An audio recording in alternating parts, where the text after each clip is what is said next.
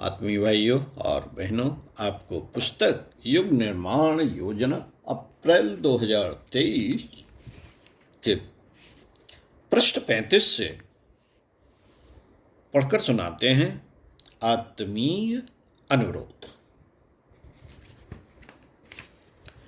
हमारी भारतीय संस्कृत सनातन है।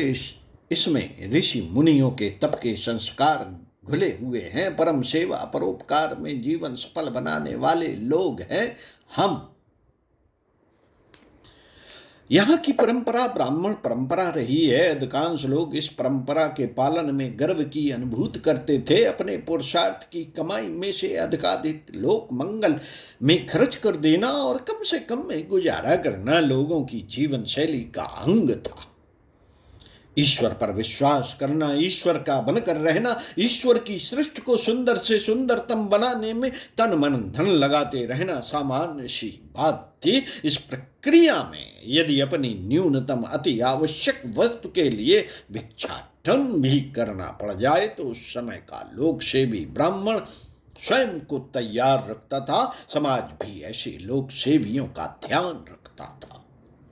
समाज भी ऐसे लोक सेवियों का ध्यान रखता था। लोक सेवी को अभाव का जीवन न जीना पड़े, यह उस समय का समाज सुनिश्चित करता था। फसल का एक निर्धारित भाग ऐसे नगर का हित करने में तत्पर नगरवासियों, नगर पुरोहितों के लिए सुरक्षित रखा जाता था। इस प्रकार के शिव संकल्प के धनी लोक सेवा को समर्पित सन्यासी और ब्राह्मण समाज का नेतृत्व किया करते थे। इसके विपरीत दुष्ट लोग स्वार्थ और अज्ञानता के कारण परोपकार के बजाय अपने स्वयं के काम को ज्यादा महत्व देने लगे और सज्जनों को कष्ट देकर समाज में अशांति फैलाने लगे। ये लोग अपनी संख्या बढ़ाने में सफल हुए और ताकत के बल पर लूट खसोट हत्या व्यभिचार का मार्ग अपनाते हुए हमारी दिव्य संस्कृति को नष्ट करने में लग गए। वे इस धरा पर रावण, कंस, औरंगजेब, गजनी, नादिर शाह, अंग्रेज शासक आदि के रूप में आए और ऐन कैन प्रकारेण बर्बरता अपनाते हुए भोली भाली निहत्ती सीधी सादी जनता को परेशान करने लगे। उन्होंने भरपूर प्रयास किया मित्रों, उन्होंने भरपूर प्रयास किए कि हमारी दिव्य संस्कृति को समाप्त करके हमारी धर्म आस्था पर चोट पहुंचाकर हमें विश्व के सामने धूल में मिलाकर वे हमारे शासक प्रशासक बने रहेंगे। हमारे समाज से झांसी की रानी, शिवाजी, महाराणा प्रताप, बाबू कुंवर सिंह, चंद्रशेखर आजाद, गुरु गोविंद सिंह, सुभाष चंद्र बोस, वीर सावरकर जैसे साहसी वीरों का अभ्युदय हुआ। जिन्होंने आताताइयों का मुकाबला किया, उनके साहस भरे क्रियाकलापों से समाज के अंदर जागृत आई और हम विदेशियों के शासन को समाप्त कर अपने देश को एक स्वतंत्र राष्ट्र के रूप में देख पाए। सैकड़ों वर्षों तक दास्ता का दंश झेलने वाले हमारे समाज की सोच में गिरावट आना स्वाभाविक था। स्वतंत्र होते हुए भी हम वैचारिक दृष्टि से परतंत्र थे।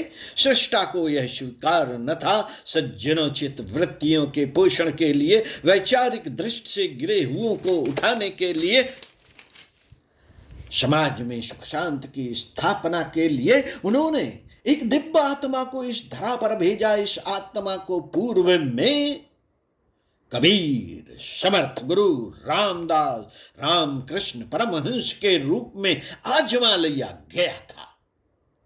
सन 1911 में आगरा जिले के आंवलखेड़ा में जन्मी इस आत्मा को वेद मूर्ति तपोनिष्ठ पंडित श्री राम शर्मा आचार्य के रूप में जाना गया। सम्मिलित परिवार में विवाहित जीवन व्यतीत करने के साथ साथ लोक मंगल के लिए सारा जीवन समर्पित किया। अपने और परिवार से चिपके रहने के बजाय एक वृहद विश्व स्तरीय गायत्री परिवार बनाया। जातियां, रूढ़ियों और बंधनों के रहते हुए भी इस परिवार के प्रत्येक सदस्य को ब्राह्मण बनाने की घोषणा की। जहां समाज के लोग किसी अन्य व्यक्ति का छुआ हुआ भोजन ग्रहण करने से कतराते थे, आज हमारे महायज्ञों में, प्रज्ञा संस्थानों, शांत कुंज, गायत्री तपोभूमि में सब एक साथ बैठकर भोजन करते हैं। कोई भी यह जानने का प्रयास नहीं करता, कोई भी यह जानने का प्रयास नहीं करता कि उसकी बगल में बैठकर भोजन कर रहा व्यक्ति किस जाति और धर्म का है। एक समय था जब समाज की नारी शक्ति को घर की चार दीवारी में बांध कर रखा जाता था। प्रगतिशील घरों की स्त्रियां और कन्याएं भी दिन में घर से बाहर निकलती तो दिन ढलने के पूर्व वापस घर में आ जाती थी। गांव या नगर के बाहर जाने का तो प्रश्न ही नहीं उठता था। परम पूज्य गुरुदेव ने नारी जागरण के लिए ठोस कार्यक्रम बनाए, कई पुस्तकें लिखी। परिणाम स्वरूप आज हमारी माताएं बहनें मिशन के सभी कार्यों में बढ़ चढ़ कर योगदान प्रस्तुत कर रही हैं। यज्ञ, विवाह आदि लगभग सभी संस्कार वे संपन्न कराती हैं। युग, गीता, नाट्य कला, प्रवचन में तो वे अग्रणी भूमिका निभा ही रही हैं। शाखा संगठनों, ट्रस्ट एवं जौन व्यवस्थाओं में भी उनकी सक्रियता देखी जा सकती है। कई कार्यक्रमों में तो मात्र वे ही छाई रहती हैं। श्रोताओं में मात्र महिलाएं, तो मंच पर भी उनका ही वर्चस्व देखने को मिलता है। कई स्थानों पर तो मात्र कन्याओं के लिए सघन कार्यक्रम चलाए जा रहे हैं। इन गतिविधियों से उनके विकसित साहस और आत्मबल की दर्शन प्रशंसनीय है। साथियों, आज भारत का बच्चा बच्चा जाग गया है। समाज का हर वर्ग जाग चुका है। प्रशासन जरूरतमंदों पर ध्यान केंद्रित करने में लगा है। बालक, विद्यार्थी, युवा, महिला, उच्च वर्ग, निम्न वर्ग आदि सभी पूर्व की अपेक्षा अधिक संतुष्ट और प्रसन्न दिखाई दे रहे हैं। दंगे, फसाद, आतंकी घटनाएं जो पहले एक सामान्य बात थी, अब लगभग समाप्त सी है। गंदगी अब पहले की अपेक्षा काफी कम हो गई।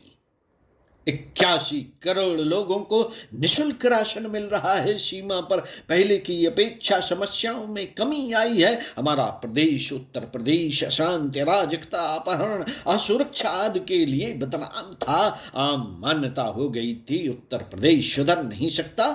यह आर्थिक दृष्टि से काफी पिछड़ा प्रदेश था। यहाँ पर बाहुबलियों का ही बोलबाला था। आज का उत्तर प्रदेश आर्थिक दृष्टि से और सुरक्षा की दृष्टि से काफी सुधर गया है। पूर्व में उद्योगपति यहाँ पर उद्योग धंधे नहीं लगाना चाहते थे, पर आज उनमें होड़ मची हुई है। इस प्रदेश में काफी अधिक धन वे लगा रहे हैं। मित्रों, इसकी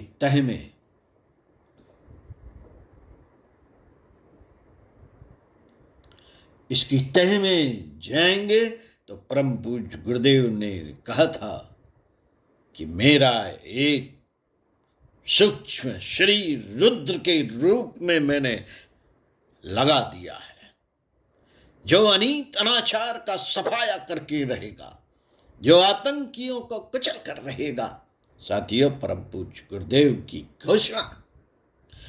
घोषणा 21वीं सदी उज्जवल भविष्य सिद्ध हो रही है। हमारे धर्म का मूल सिद्धांत त्याग और तप पर आश्रित रहा है। आज उसी मार्ग पर चलकर इन दोनों हस्तियों ने यह प्रदर्शित, यहाँ के प्रमुख वर्गों ने यह प्रदर्शित कर दिया है कि निस्वार्थ भाव से कार्य करना ही श्रेयस्कर है। इसी में भारत की प्रगति सुनिश्चित हो सकती है।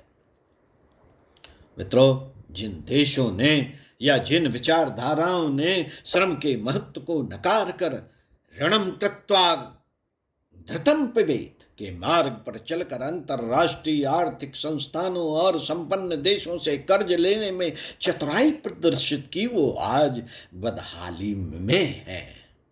हमें अर्जेंटीना, श्रीलंका, पाकिस्तान से कुछ सीखना चाहिए। दूसरी ओर भारत ने अफगानिस्तान, श्रीलंका, तुर्कियों की सहायता करके सिद्ध कर दिया है कि हमारी सनातन संस्कृत धर्म के मार्ग पर चलकर प्रगति कर रही है और विश्व में जहां आवश्यकता पड़े वह उनकी तत्परता के साथ सहायता करके अपना धर्म निभाता है। मित्रों, परम पूज्य गुरुदेव अपनी पुस्तक 21वीं सदी बनाम उज्जवल भविष्य भाग 2 के पृष्ठ 32 पर लिखते हैं, श्रेष्ठ मनुष्यों का बाहुल्य ही सतयुग है, उसी को स्वर्ग कहते हैं। जहां दुर्बुद्धि का बाहुल्य है वहां नरक है, नरक है, नरक है। इसे पुस्तक के पृष्ठ 50 पर वे लिखते हैं, विश्वात्मा ने, परमात्मा ने नव सृजन के संकल्प कर लिए हैं। इनको पूर्ण होकर रहने में संदेह नहीं किया जाना चाहिए। 21वीं सदी बनाम उज्जवल भविष्य का उद्घोष मात्र एक नारा नहीं है, इसके पीछे महाकाल का प्रचंड संकल्प सन्निहित है। उसको चरितार्थ होते हुए प्रतिभा परिष्कार के रूप में देखा जा सकेगा।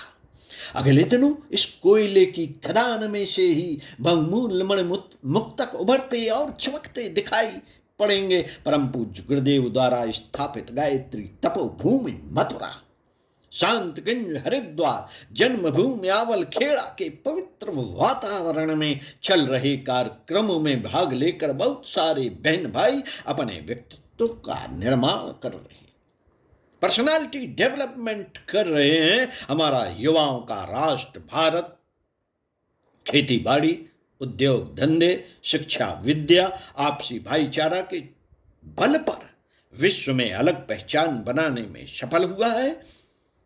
इसके आगे बढ़ने की संभावनाएं अनंत हैं और यह जगत गुरु अवश्य बनेगा। ओम शांति।